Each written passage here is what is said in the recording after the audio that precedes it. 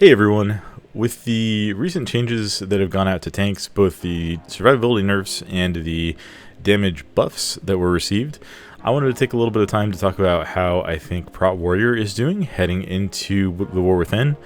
The early access to the expansion is just over 2 weeks away, and the full launch is 3 weeks away, so we are right on the eve of the expansion at this point, and I really wanted to take some time to just talk about how I feel like Prot Warrior is going to perform, because it is going to be my main character going into the War Within, and hopefully I can give you guys some good news here, because things are looking pretty up from what I see.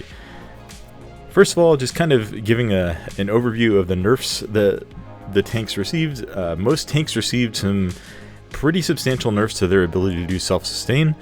The one exception that I see in this is Blood Decay. While the Death Strike changes on paper look pretty terrible, Blood is actually in a pretty good spot where it is still able to self-sustain significantly better than all the other tanks are able to. Prot Warrior's self-sustain was hit a little bit.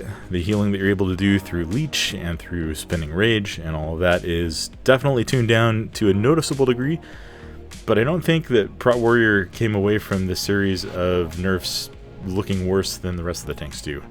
This is largely due to the fact that block was not touched, so you can still achieve close to 100% uptime on shield block, if not 100% uptime, right away at level 80, and that makes the physical damage that you're taking very smooth and very easy to deal with.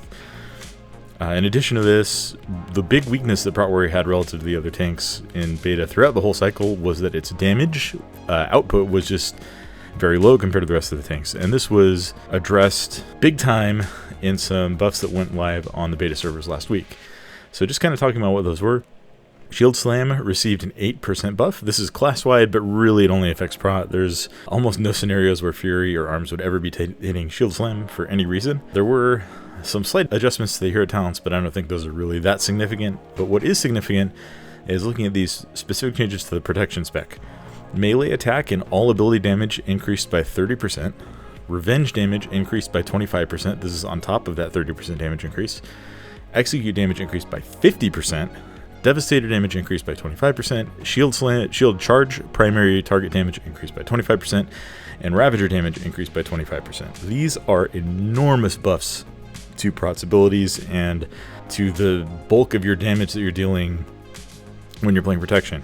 And honestly, these buffs feel really good. Prot Warrior's damage output is in a fantastic spot now. You're able to hold threat without any issues if you're actively engaged with the pack, and just the numbers that you're able to put up at the end of a key look really, really eye-popping for a tank that is historically not really known for its damage output. In addition to block remaining a very strong way to deal with physical damage, most of the Tankbusters in the dungeon pool for Season 1 have been made blockable. This was probably the biggest defensive weakness that Prot had, was that there were these large, unblockable Tankbusters that were just absolutely wrecking Prot, and most of those have been made blockable now. I think there's reason to believe that Blizzard will make the rest of them blockable, so Prot is looking to be in a very strong position as a tank going into Season 1, and honestly, the biggest weakness that it has is that it doesn't bring a raid buff for magic damage classes, and it looks like some of the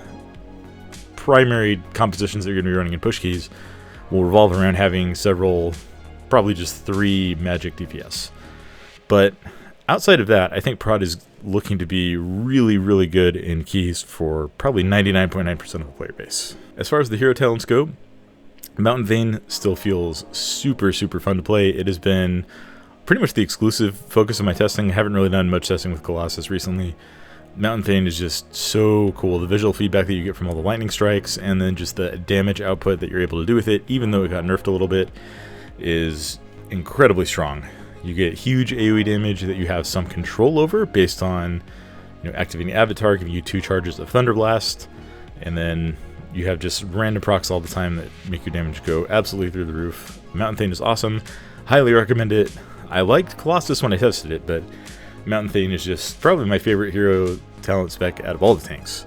Having done a decent amount of Mythic Plus testing this last weekend, Prot Warrior feels really good in trash pulls, which is something that I was a little bit concerned about, but the nerf to Fortified I think is going to be a big help. A lot of the damage that you're going to be facing in trash packs that is typically dangerous to tanks is physical damage that you can block, There are some places where mobs get a stacking bleed effect or there's sustained magic damage that can be a little bit problematic, but this has historically been a little bit of a problem for Prot, and I don't think it's worse than it has been in the past. There were very few places where I felt like as long as my healer was paying a little bit of attention to me, I was in any serious amount of danger. The one thing that I will say is that as a tank, and this applies to really every tank except for Blood DK, it's really hard once you've taken a lot of damage to get your own health bar back up to where you want it to be. But I think that's kind of where Blizzard wants tanks to be, and honestly, it didn't feel bad. It didn't feel to the point where I was not in control of my own survival, even in some of these dangerous trash packs. I will say there is probably a lot of danger involved in trying to double pull trash packs, or if you're feeling particularly wild, do triple or quadruple pulls.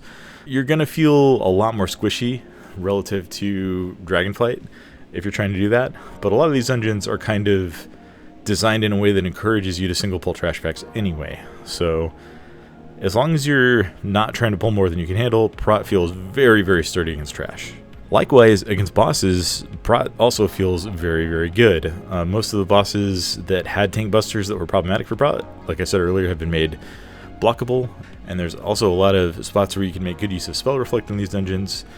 Nothing feels better as a warrior than being able to regularly Spell Reflect big damage into a boss's face.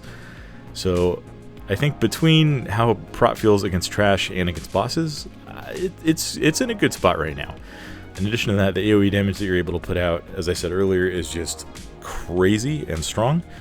The toolkit that Prot has still feels really, really good. It feels very close to BFA Prot Warrior, if that's something that you guys remember and really liked. Not only do you have almost permanent uptime on shield block, you also have, it feels like a defensive cooldown available for any situation that you need one. You can get pretty good CDR on both shield wall and last stand, and demoralizing shout. The rotation is going to feel very familiar. You're going to want to use Shield Slam and Thunderclap on cooldown.